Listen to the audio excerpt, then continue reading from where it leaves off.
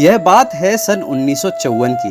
पंजाब के साधारण से परिवार में एक ऐसे दिव्य बच्चे ने जन्म लिया जिसकी कल्पना ना तो उनके परिवार वालों ने की और ना ही संसार ने की थी।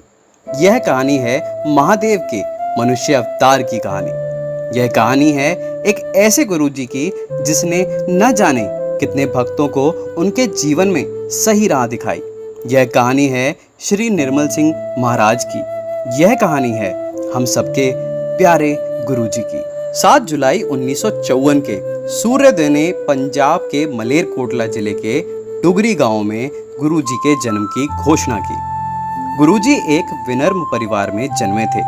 इस परिवार को हमेशा साधु संतों के जन्म से आशीर्वाद मिलता रहा है, लेकिन माताजी के अनुसार उन्हें यह नहीं पता था कि एक इतने उच्च स्तर का महापुरुष उनके घर में जन्म लेगा। 7 जुलाई के दिन, जिस दिन गुरुजी का जन्म हुआ था, तब एक दाई ने एक सांप और एक अजीब प्रकार के उज्जवल प्रकाश को देखा। जब पंडित जी ने जन्म कुंडली तैयार की तो माताजी को स्पष्ट रूप से बताया कि यह बच्चा सिर्फ उनका नहीं है बल्कि पूरी दुनिया का है। गुरुजी ने अपना प्रारंभिक जीवन डुगरी के आसपास ही बिताया। गुरुजी ने डुगरी प्राइमरी स्कूल और गवर्नमेंट हाई स्कूल में शिक्षा प्राप्त की। उन्होंने गवर्नमेंट कॉलेज मलेरकोटला से स्नातक किया। गुरुजी ने अंग्रेजी और अर्थशास्त्र में 2 बार एमए किया था। उनकी लिखावट बहुत ही सुंदर थी।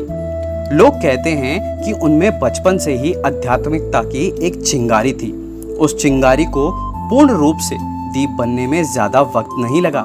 जिस तरह धीरे धीरे गुरुजी बड़े हो रहे थे, ठीक उसी तरह माताजी की श्रद्धा अपने बच्चों में बढ़ रही थी और इसी प्रकार माताजी ने उन्हें गुरुजी के नाम से संबोधित किया, एक ऐसा नाम जो दूर दूर तक भक्तों के दिल में गूंजता है। गुरुजी ने साल 1975 में अपने घर और गांव को छोड़कर एक नई और अनजानी राह पर कदम बढ़ाया।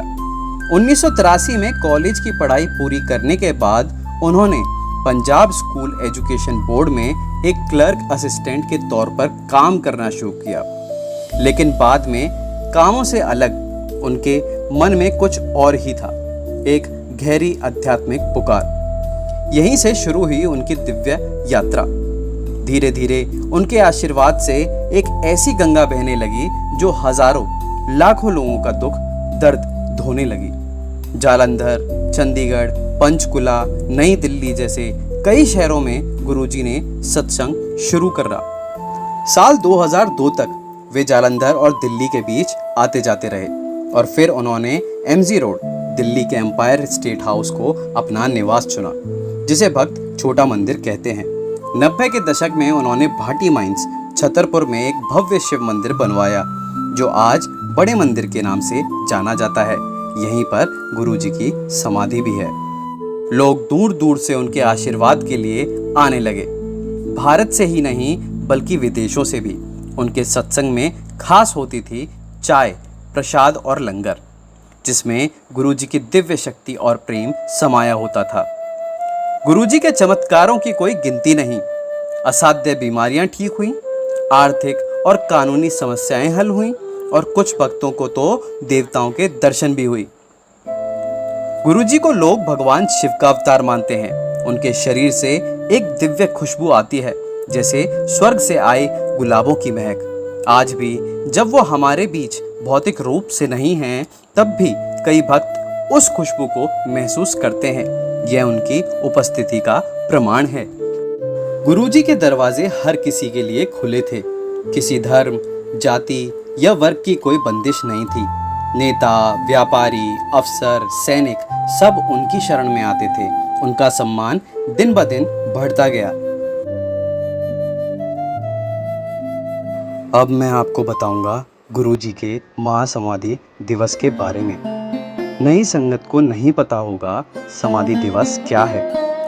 31 मई 2007 यह डेट सभी को पता है। यह दिन गुरुजी का महासमाधि दिवस है।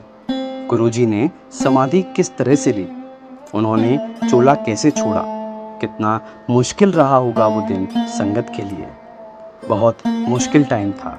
इसके बारे में सोचने से ही हमारी आंखें भर जाती हैं। अगर कोई भी इस दुनिया में इंसानी रूप में आता है तो उसे एक दिन जाना ही पड़ता है। गुरुजी ने कहा, मैं भी जा रहा हूँ, इंसानी चोले में हूँ, तो तुम्हें भी जाना है। यह सब खेल गुरुजी का ही रचाया हुआ था। सब कुछ पहले से ही डिसाइडेड था कि कैसे जाना है। गुरुजी ने अपनी संगत से काफ़ी टाइम पहले ही कहना शुरू कर दिया था कि बृहस्पतिवार के पूर्णिमा को मैं चला जाऊंगा। सभी संगत इस बात को मजाक समझती थी कि गुरुजी मजाक कर रहे होंगे, क्योंकि गुरुजी एकदम हेल्थी थे। गुरुजी को हल्की खांसी थी। सत्संग गुरुजी से कहती थी, गुरुजी डॉक्टर को दिखाओ, लेकिन गुरुजी कहते थे, तुम्हारे डॉक्टर भी फेल हो जाएंगे। गुरुजी ने एक दो हफ्ते पहले से ही संगत बुलानी कम कर दी थी। जैसे पहले संगत आती थी, गुरुजी ने उससे कम संगत बुलाना शुरू कर दिया था। गुरुजी ने लास्ट संगत बुलाई थी 27 मई 2007 संडे को। जैसे ही सारी संगत गुरुजी के दर्शन करते हुए बाहर निकल रही थी, वहाँ सेवादार अंकल खड़े थे। उन्होंने सभी संगत को कहा कि आंटी अंकल राम राम करते हुए जाना है। तो किसी ने पूछा कि अंकल ऐसा क्यों? सेवादार अंकल ने कहा, यह गुरुजी का आदेश है कि राम नाम करते हुए ही जाना है। तो सभी संगत ने ऐसा ही किया। उसके बाद मंडे, ट्यूसडे, वेडनेसडे दरबार नहीं लगा। गुरुजी ने संगत नहीं बुलाई। और फिर 30 मई 2007 वेडनेसडे को संगत के पास कॉल आता है। जो मेन संगत थी कि गुरुजी समाधि ले रहे हैं, दर्शन के लिए आ जाओ। बहुत से लोगों को तो ये नहीं पता था कि समाधि क्या है। संगत को लग रहा था कि गुरुजी कुछ दिन संगत नहीं बिठाएंगे।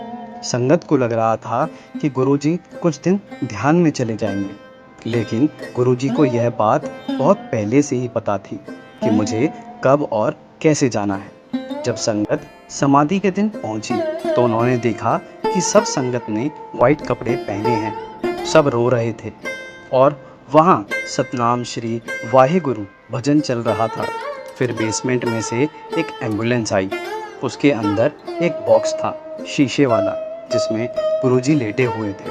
उनकी आंखें बंद थी और फेस पर स्माइल थी। सब हैरान थे कि गुरुजी को अचानक से क्या हो गया। वो तो बिल्कुल ठीक थे। सब गुरुजी की आखिरी फोटो भी ले रहे थे। वो टाइम बहुत मुश्किल था। संगत के लिए सब सोच में पड़ गए थे कि अब क्या होगा। एक दिन तक सब वहीं रुके रहे, क्योंकि डुगरी गांव से गुरुजी के रिलेटिव्स भी आने थे। गुरुजी के बापूजी भी आए थे। गुरुजी के बापूजी आए और उन्होंने गुरुजी के पैर छुए और बड़े मंदिर में शिवलिंग के सामने गुरुजी को अग्नि दी। जैसे ही गुरुजी को अग्नि दी गई, पूरे मंदिर में गुरुजी की महक आने लगी। गुरुजी ने कोई भी उत्तराधिकारी नहीं चुना, क्योंकि उन्होंने कभी अपने बच्चों को छोड़ा ही नहीं।